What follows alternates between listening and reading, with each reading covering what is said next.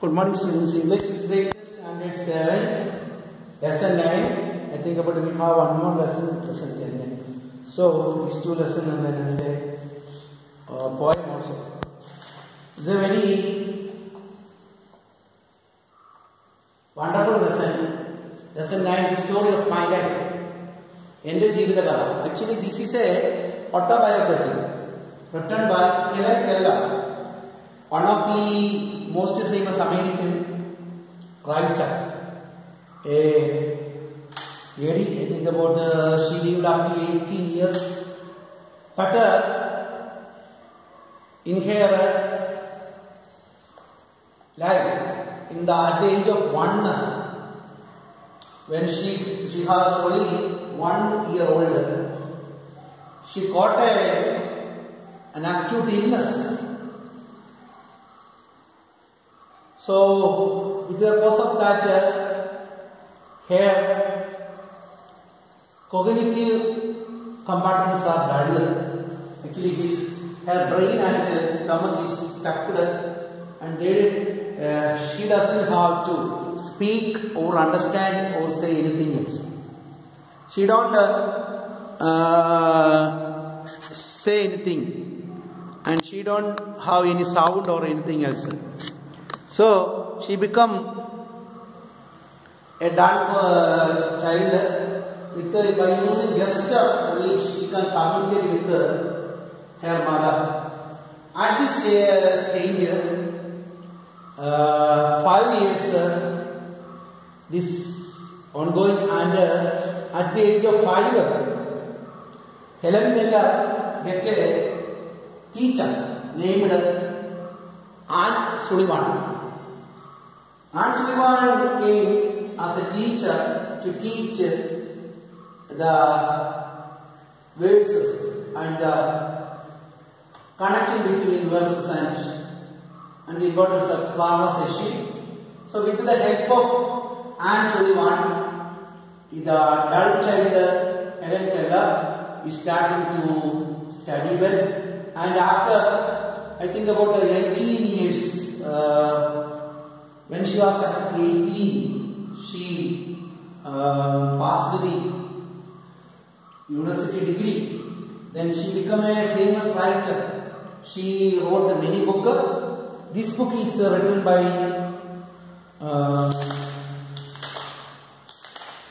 Helen Keller itself. This book is written by Helen Keller. Right, this Helen Keller. This is actually the Helen Keller book. It's actually an autobiography.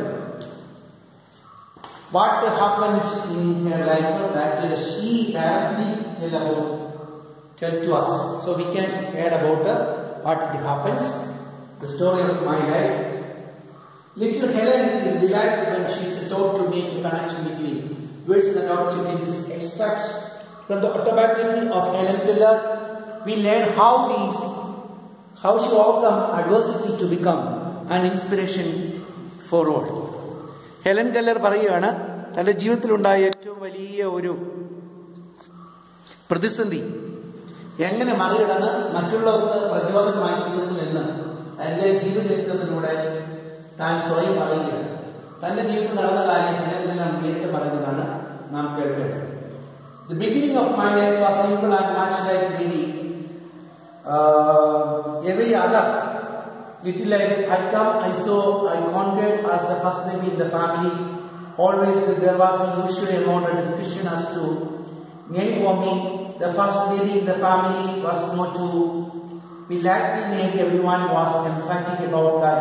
My father suggested the name of Mildred Campbell, an ancestor whom he highly esteemed, and declined to take my father part in the discussion. My mother solved the problem by giving it as her wish that I should be called after her mother, whose maiden name was Helen Everett. But in the excitement of getting me to church, my father lost the name on the way, very naturally, since it was one in which he had declined to have a part.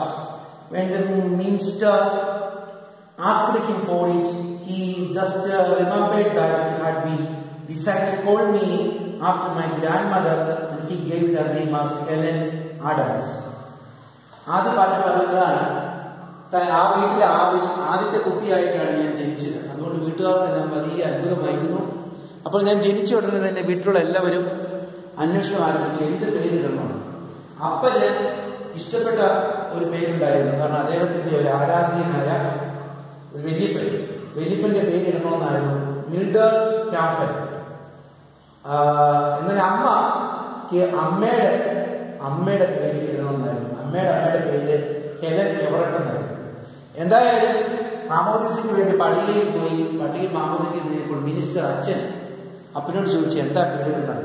പക്ഷെ അപ്പൻ വല്യപ്പന്റെ പേര് മറന്നുപോയി, പറയാൻ പറ്റിയില്ല, കിട്ടിയില്ല. അതുകൊണ്ട് അമ്മ കയറി പറഞ്ഞു ഇവൾക്ക് ഹെലൻ കെല്ലർ. അങ്ങനെ മിനിസ്റ്റർ അച്ഛൻ എന്റെ പേര് ഹെലൻ കെല്ലർ. അങ്ങനെ എനിക്ക് ഹെലൻ കെല്ലറിന് പേര്. I'm told that while I was sitting in the doctors I showed my signs of an eager, self-asserting disposition, everything that I saw other people do I insist upon imitating. At 6 months I could pipe out how I and what I attracted one's attention by saying keep playing. 6 മാസമായിട്ട് ഞാൻ പതുക്കെ സംസാരിക്കുന്നുണ്ട്. 6 മാസമായിട്ട് ഞാൻ ഓരോന്നും പറയുന്നത്. ഒരു ദിവസം ഞാൻ എല്ലാവരും ചായ കുടിക്കുമ്പോൾ ടീ എന്ന് പറഞ്ഞു. എല്ലാവർക്കും ഭയങ്കര അത്ഭുതം. 6 മാസം എനിക്ക് പ്രായമില്ല. അപ്പോഴേക്കും എൻ്റെ അസുഖങ്ങൾ പതുക്കെ തുടങ്ങി. എനിക്ക് പലതും പറയാൻ ഞാൻ വാട്ടർ എന്ന് പറയും. പിന്നെ അത്യാവശ്യം ഇതൊക്കെ കാണിക്കും. വാ അവസാനം എനിക്ക് രോഗം തുടങ്ങി ഞാൻ ഇല്ല വാ മാത്രമേ പറയുള്ളൂ. They tell me I walked the day I was a year old. ഒരു വയസ്സായപ്പോഴാണ് ആ സംഭവം. My mother had taken me out of the bathtub and I was holding me in the lap. When I was suddenly attracted by the flickering shadow of leaves that gleamed in the sunlight on the smooth floor. I slipped from my mother's lap and almost ran towards them. The impulse gone, I fell down and cried for her to take me up in her arms. ഞാൻ അമ്മയുടെ മടിയിലിരിക്കുന്ന 1 വയസ്സുള്ളപ്പോഴാണ്. പുറത്തെ സൂര്യപ്രകാശത്തിൽ വൃക്ഷങ്ങളുടെ ഇലകൾ തിളങ്ങുന്നത് കണ്ടുകൊണ്ട് ഞാൻ അമ്മയുടെ മടിയിൽ നിന്ന് ഇറങ്ങി ഓടിയതാണ്. ആ ഓടിയ വഴിക്ക് ഞാൻ താഴെ വീണു. ഞാൻ അവിടെ കണ്ട് കരഞ്ഞു. അമ്മ ഓടി വന്ന് എടുത്തു. പക്ഷേ these happy days did not last long. One brief spring, musical with the song of robin and mockingbirds, and summer rich in fruits and roses, autumn gold and crimson sped by like their gift at the feet of an eager, delighted child. And in that dream month of February came the inner speech to close my eyes and its and plunged into me into the unconscious of a newborn baby. ആ വർഷം ഫെബ്രുവരി അതായത് ആദ്യം വേനൽക്കാലം വന്നു, അത് കഴിഞ്ഞ് ഇലപൊടി കാലം വന്നു, പിന്നെ മഞ്ഞുകാലം വന്നു. മഞ്ഞുകാലം തീർന്ന് അടുത്ത സ്പ്രിംഗ് വസന്തകാലം വരാനായിട്ട് പോവുകയാണ്. ഇപ്പോൾ നമ്മൾ ഫെബ്രുവരിയിൽ എത്തിക്കുന്നത്. ഇത് ഇപ്പോൾ നമ്മൾ മഞ്ഞുകാലത്ത് എത്തുന്നത് വിന്ററാണ്. മാർച്ച് 21 ആകുമ്പോൾ വിന്റർ തീരും. മാർച്ച് 21 നമുക്ക് സ്പ്രിംഗ് തുടങ്ങും. അതാണ് വസന്തകാലം. അപ്പം നല്ല അപ്പം ഈ കാലഘട്ടത്തിൽ സംഭവിച്ചു. എൻ്റെ രോഗം എനിക്ക് കൂടി, എൻ്റെ കണ്ണടഞ്ഞു പോയി, ഞാൻ കണ്ണ് കാണുന്നില്ലാതായി, എനിക്ക് വായടഞ്ഞു പോയി, സംസാരിക്കാൻ പറ്റാതായി. പിന്നെ ഡോക്ടർമാർ എന്നെ പറഞ്ഞത് acute congestion of stomach and brain. എൻ്റെ തലച്ചോറിനെയും ഒരുമിച്ച് എൻ്റെ വയറിനെയും സ്തംഭിപ്പിക്കുന്ന ഒരു മാരകമായ രോഗാവസ്ഥയാണെന്ന് ഡോക്ടർമാർ പറഞ്ഞു. കാരണം എൻ്റെ തലച്ചോറിനെയും സ്തംഭിപ്പിച്ചു. അതോടുകൂടി എനിക്ക് ഓർമ്മയില്ല, ഞാനൊന്നും പറയുന്നില്ല, കണ്ണ് തുറക്കത്തില്ല. ആ നിലയിലായിപ്പോയി. നിരവധിയോളം ഹോസ്പിറ്റലിൽ കഴിയുന്നത്. Doctor thought I could not leave. ഞാൻ മരിച്ചു പോകുന്നതായിരുന്നു ഡോക്ടർമാർ. കാരണം എനിക്ക് അതിൻ്റെ 1 വയസ്സേ ഉള്ളൂ. Early one morning, however, the fever left me as suddenly mysteriously as it had come. പെട്ടെന്നുണ്ടായ ഒരു പനിയാണ്. ആ പനിയെ തുടർന്നാണ് സംഭവിച്ചത്. പക്ഷേ അധികം താമസിയാതെ ആ പനി മാറി.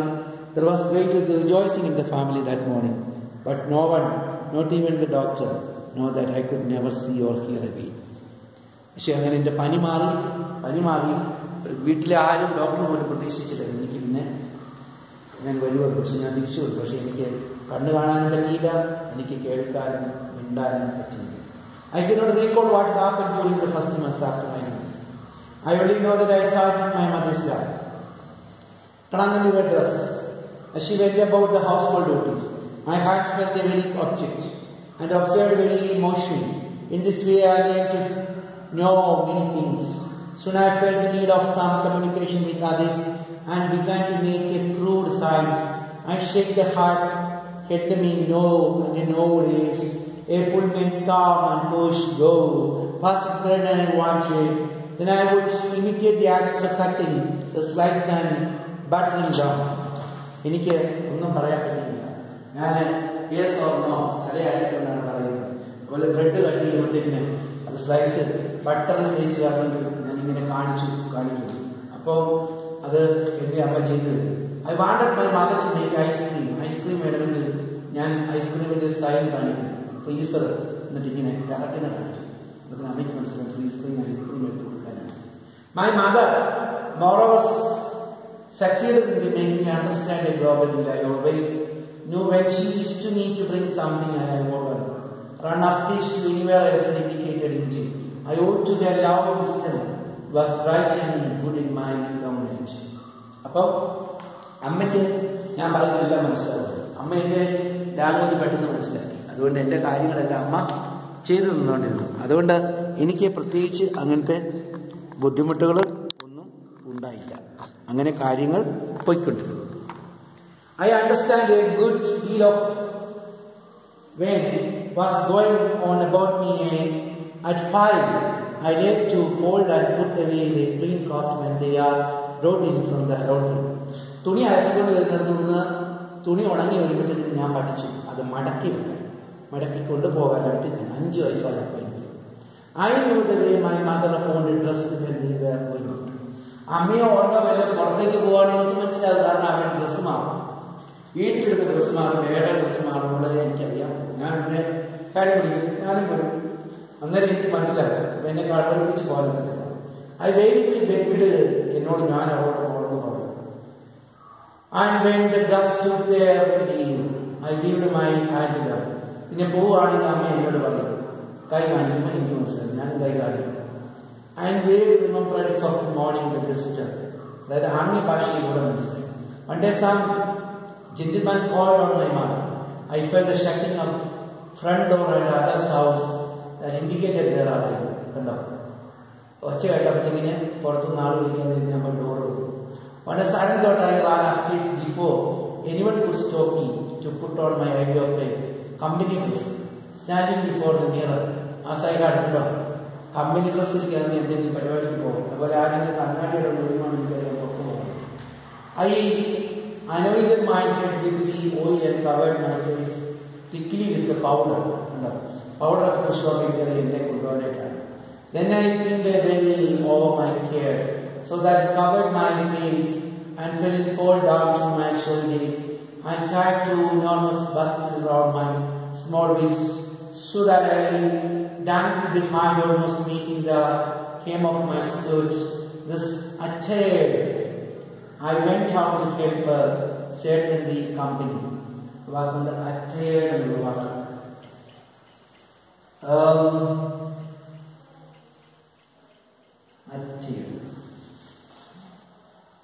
അറ്റയർ പറഞ്ഞു കഴിഞ്ഞാൽ നമ്മുടെ ഡ്രസ്സ് എന്നുള്ള അർത്ഥമാണ്. അതായത് വസ്ത്രം ധരിച്ചു പോകുന്ന ആ ഡ്രസ്സ് ധരിച്ചു പോകുമ്പോൾ ഇതെന്നെ എനിക്ക് മനസ്സിലാകാൻ തുടങ്ങി നന്നായിട്ട്. I do not remember when I first realized that I was different from other people, but I knew before my teaching came to me. സത്യം പറഞ്ഞു കഴിഞ്ഞാൽ മറ്റുള്ളവരിൽ എനിക്കുള്ള പ്രത്യേകത എന്താണെന്ന് ഇല്ല, എൻ്റെ കുഴപ്പം എന്താണെന്ന് എനിക്ക് അറിയില്ല.